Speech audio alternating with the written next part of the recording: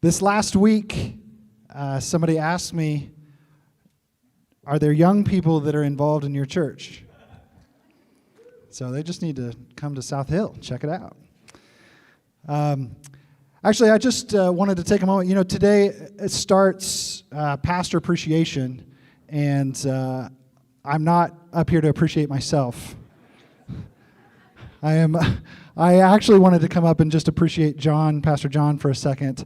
Over the last few years, I've been involved in getting my master's degree. Back in my my first conference that I worked for, they did not have a budget to send pastors off to seminary, and by the time anything could happen, we had kids, and it just wasn't feasible.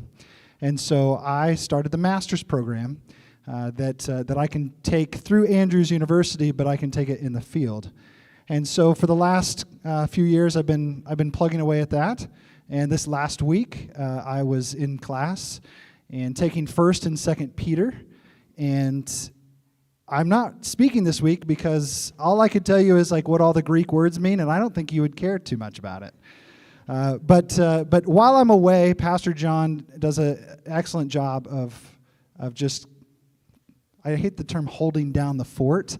That's not a great term. He does a great job of continuing to minister to our church family and making sure that things continue to run smoothly and operate, of course, with Sherry and the rest of the crew. But I just wanted to take a moment, just thank Pastor John for filling in when I'm away and being able to speak. And I know we're going to be blessed today, but we're just so grateful that you're here, part of the South Hill family, and that you continue to allow me to write papers and get my reports done and all the deadlines that I have to hit for all of that. And I know we will all rejoice and be grateful when it's all done and said and done.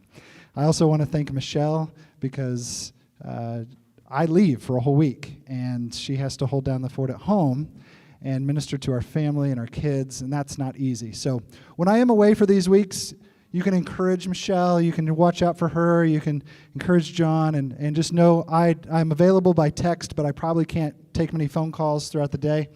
But just know that I'm praying for you, continue to love you, and just grateful for our South Hill family. Pastor John, share with us your word.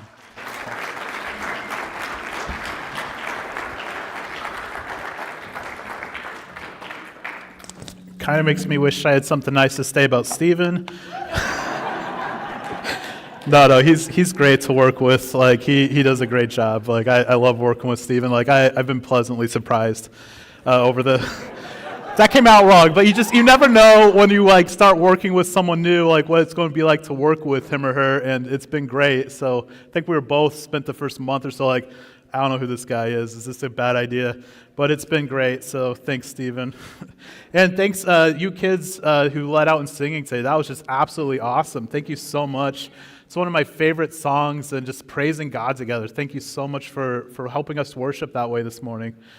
And if you want to be part of Journey to Bethlehem, Joe already did the announcement, but I know some of us come in a little bit late after announcements are done. So yeah, you can sign up in the lobby afterwards. That's December 5, 6, 7. 6 or 7? Anyway, the kids asked me to do that because like Pastor Stephen did it last week. I'm like, okay, what's 6, 7? And they're like, I don't know, it's a thing. I'm like, okay. So December 5, 6, or 7, you can sign up to help with Journey to Bethlehem. So one thing, if you know me or if you've heard me talk about this before, is I used to work at summer camp, did several summers, 5 over in at a camp in Minnesota called North Star, and then I did 4 at Camp Maivaden. And the last couple of those summers, I was the assistant director. It's a job with a ton of responsibility. You have like over 100 staff that you're supervising and dealing with all sorts of problems that come up. And then I was done because I graduated from college, and I was working down in Walla Walla as a pastor. But then fast forward a few years, and I was at Andrews working on my master's, and I realized like, oh, I can get done my summer classes at the beginning, and I could have the rest of the summer off. I could go do camp again. But they didn't need me to work in any leadership role, so I kind of got to have my pick of any job there. And I'm like, what's kind of a weird job I've never done, but would just kind of see a totally new side of camp? And so I decided to be night watch. So I went from the job with like one of the most responsibility at camp to like the easiest job at camp. Like if you can walk around and shine a flashlight and lock a few doors, like you can be night watch. And so it's a job that like you're up all night by yourself, and a lot of times you get kind of bored and you find like weird little ways to entertain yourself. And yeah, someone knows where this is going. So like I would do stuff like take a caution sign and put it on like a board and like put it out in the pool, like caution when wet, might slip. Do stuff like that. One thing I did is I started to get my phone out of the pocket. It's kind of weird. Feels weird. Anyway, it's like I was really bored, and I did not ever expect to actually catch someone doing something wrong. So I started just for my own amusement. When I'd go into a room, I'd like whip it open and go, "Gotcha!" and shine the flashlight. And no one was ever there, and so like it was something that kind of amused myself. And then one night, I went up to Maple, which is where like their auditorium where they have the meetings and stuff. And I had already checked it before in the night, and no one was there. And so of course there's not going to be anyone there. So I whipped the door open, and I go, "Gotcha!" And there was a couple in there, and who knows what they were doing. And he looks shocked, and she just looks so mortified, like she turns bright red. And I just felt so cringy, and I'm just like, I feel so bad. I wasn't actually trying to, like, I'm not trying to like celebrate that I caught them, but that's how it came across. And so I turned on the light. I'm like, "Hey guys, just go to bed. Like, I'll let the assistant director or the director deal with this in the morning, however they want to deal with it." So yeah, like, gotcha, right? Like, you ever been in that place in your life where you feel like someone's got you, right? Like you're the person who was doing something, and you were you knew you shouldn't be doing this. Like you knew that like I shouldn't actually do that thing. I should probably make wiser decisions, but no one's going to know. And I'm doing a really good job of like keeping this like thing to myself and not sharing it with the world that I'm screwing up. But then sometimes it gets out, and you have to wrestle with these feelings of guilt and shame and embarrassment. And sometimes like Chris talked about it a little bit this morning with children's story, of like that feeling of like, what if I'm not good enough? And like sometimes you hear people say things that make you feel like, oh, maybe I'm not good enough. I joined a gym this week. I was excited to like start working out, losing weight. And I was really excited I wasn't the fattest person there, because like I felt bad about myself being out of shape. And it's nice that like, oh, there's someone who's even worse off. And so sometimes to shift the blame, we like look at other people and we're like, hey, as long as someone else out there is worse than me, I'm okay. And we try to like convince ourselves of that sometimes. And if you, like all of us at times just struggle with these feelings of inadequacy, of shame, of guilt, of like, am I good enough? Like, am I someone who can be loved? Am I someone who there's hope for? And if you're feeling that way today, you're in luck, because that's what we're talking about today. And if you've ever felt that way, it's a good reminder today of like, what does God do for us in those moments? How does Jesus and his life and his ministry, his life and death, what does that do to bring us feeling, or what does this do to help us deal with our feelings of guilt and shame that we all struggle with at times? So if you want to follow along, we're in John chapter 8, starting in verse 2. So John chapter 8, starting in verse 2, the Gospel of John, is this account of the life of Jesus written by one of his disciples named John. I'm not going to make the joke I always make because Stephen points it out, so you know what it is. It's a great name, even better book. I don't know, I just like the name John. Okay, never mind. The reason I don't make the joke anymore. All right. So Jesus, John chapter 8, verse 2, it's the story of Jesus teaching. It says, "Now early in the morning he came again into the temple, and all the people came to him, and he sat down and taught them." One thing that's interesting to know is that most of what Jesus did is teach people. Like we think about the miracles a lot, but most of what he did was go around teaching. And it's because a relationship with God is more than just an emotional experience. The emotions matter a lot, but it's also learning a new way to think about the world and a new way of living in the world. Jesus is teaching his disciples, he's teaching his followers how to think and live in a brand new life that he's giving them. And that's what he does for us too. Like there's a brand new life that we have in Jesus, but we need him to teach us, what does this new life look like? So Jesus is there doing his thing. He's teaching, and people are there flocking to him, listening to him. Verse 3, it says, then the scribes and Pharisees. So the scribes and Pharisees, there's these two groups. The Pharisees are like the very traditional, conservative, like strict people. Like they just have a very like, this is the law. But in order to make sure we keep the law, we're going to add new laws to like show you how to keep the old laws. And we'll make new laws to show you how to follow the new laws, to follow the old laws. And they just like to keep adding more laws because that's what kept you from doing the wrong thing, is more laws. Or that's their thought process. And the scribes were a little bit more liberal. They had this kind of idea of like, hey, we just need to figure out how to get along with everyone. And like we're not so sure about some of those teachings about stuff like the resurrection. And we're just they're a little bit more liberal in their approach. So these two groups oftentimes clash because, I don't know if you guys have ever noticed, but sometimes conservatives and liberals clash. You've never experienced that, right? But like they're clashing, but they come together because they both are frustrated with Jesus. They're both afraid that Jesus is taking away support from them.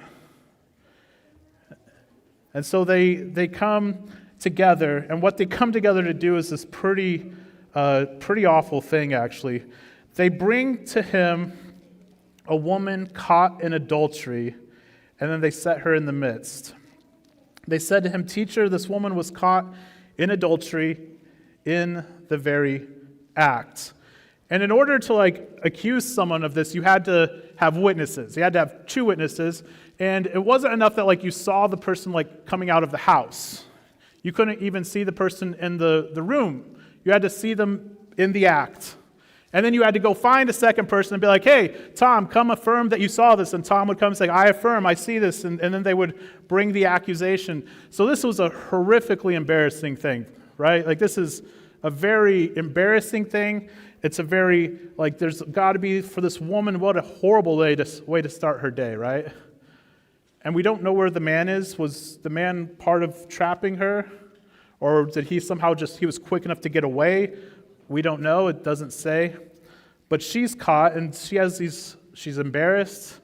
She's guilty. She knows what she was doing was wrong. She's struggling with these feelings of shame, and she knows what the consequence of adultery is supposed to be. It's the death penalty. So she has all these terrible emotions that she's just wrestling with, and this is just an awful, awful, awful experience. Embarrassment, guilt, shame, fear. It says, they continue and they said, "Now Moses in the law commanded us that such should be stoned, but what do you say?" And there's a real seriousness to this. There's a reason why the punishment for this was death. It's a very serious thing. Sin hurts us, it hurts other people. Ultimately, all sin, if left unchecked, if we follow those paths far enough, they lead to death. They separate us from God. They separate us from the source of life.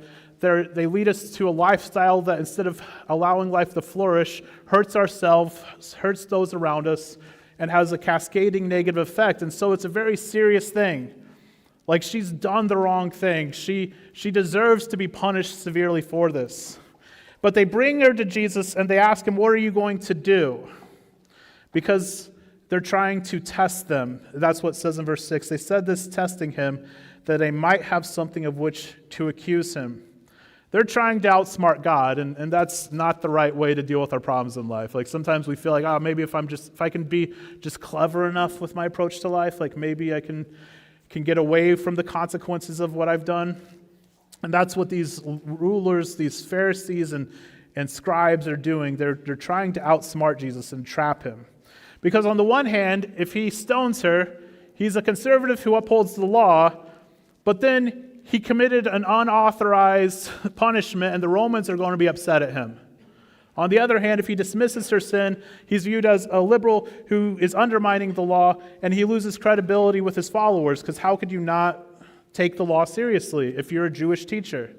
And so they're either way he's trapped. Either the Romans are going to be upset at him, or his followers are going to abandon him, and either way, we don't have to deal with him anymore. They're trying to trap him. They're trying to make him choose, hey, are you going to care about the law and justice, or are you going to care about grace? You got to choose, Jesus. Which one matters more? And so Jesus does something different. It says, Jesus stooped down and wrote on the ground with his finger as though he did not hear. Like he gets right in the ground and he just starts writing on the dust. And that's interesting for a lot of reasons. One, he's writing in the dust, and one thing about dust is when you write in the dirt or the dust, it goes away eventually, right? We have no idea what he writes in the dust. And there's a reason for that. It's because he's having grace even on the people who are trying to trap him. They're trying to force him to choose between justice and grace, and Jesus is going to have a really beautiful way where he actually shows how the two can be combined together in him. But he doesn't embarrass the people, the accusers. The thing that they're doing to this poor woman of publicly shaming her, publicly trying to get her punished, Jesus doesn't do to them. He doesn't retaliate the way that they were trying to do to her. And so there's a graciousness and just a real kindness to Jesus in doing that. The other thing is that the way God created the world was by getting in the dirt. God gets in the dirt, he gets dirty to create humans. Right? Like that's how God speaks the world into existence in Genesis, but then when it comes time to create Adam and then Eve, he gets in the dirt and he creates them. He's willing to get dirty to give us life. And here, when he's getting ready to save this woman, he gets dirty to save her life again. He's willing to take our dirt on himself so that we can have life.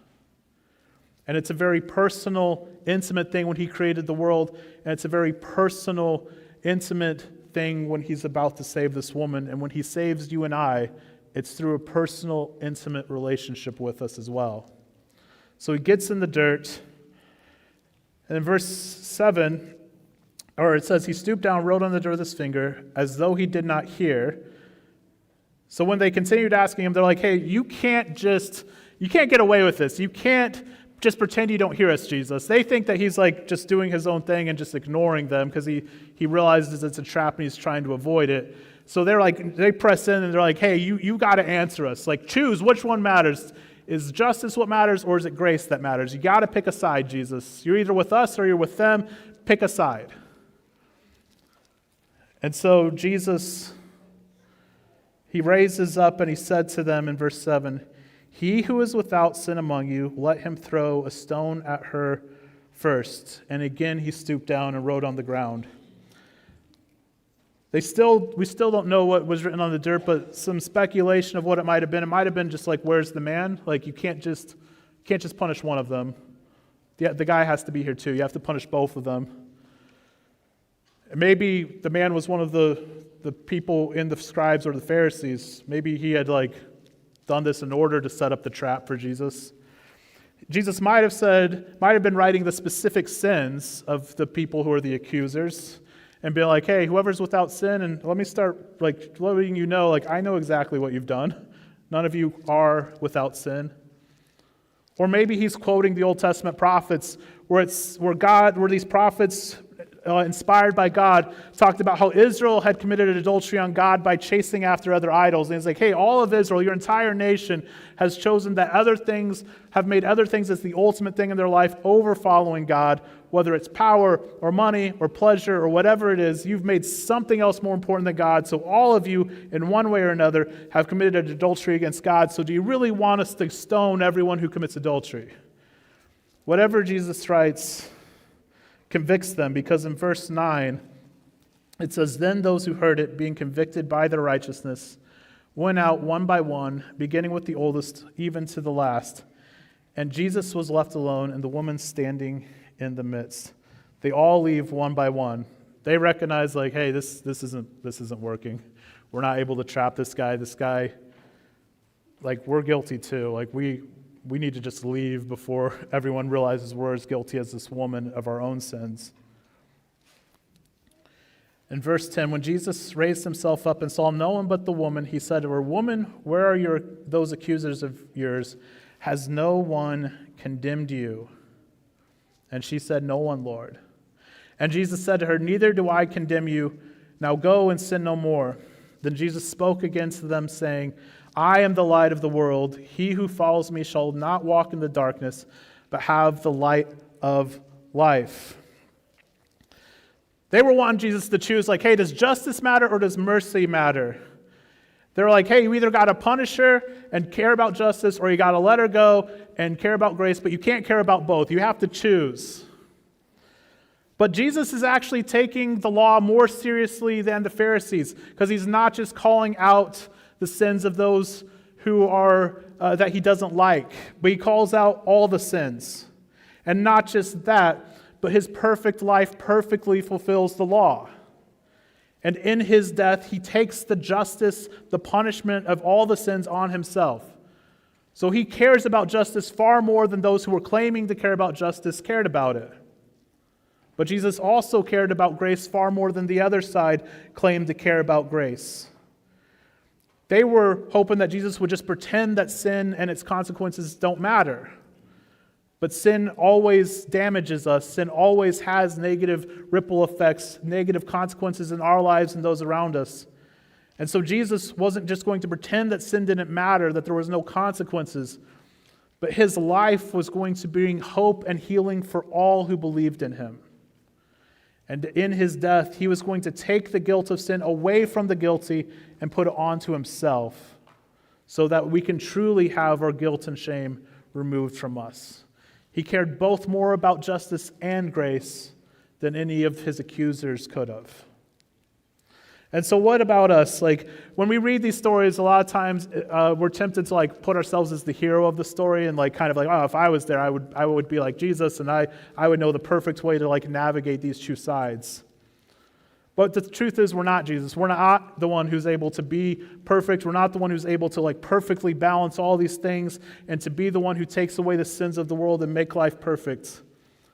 So we're either the woman who's caught in the act with our guilt and shame exposed, or we're the accusers putting the blame on others.